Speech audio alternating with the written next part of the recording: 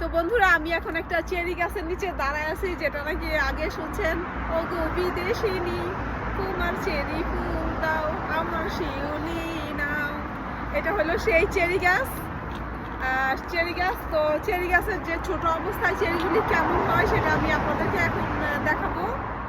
তো বন্ধুরা দেখেন, এই যে চেরি গাছ, চেরিগুলি মানে কত ছোট, মানে একদম ছোট। এটা অবশ্যই এখানে যদি সামার থাকে মানে 20 ডেজ 15 ডেজের মধ্যে এটা আসলে হয়ে যাবো, বড় হয়ে যাবো, কিন্তু এটা এখনো ছোট। কিন্তু সামনের সপ্তাহে এখানে সামার গরম থাকবে কিনা জানি না, মনে হয় থাকবে না, কিন্তু এটা কোনো গ্যারান্টি নেই ইংল্যান্ডের ওয়েদারে।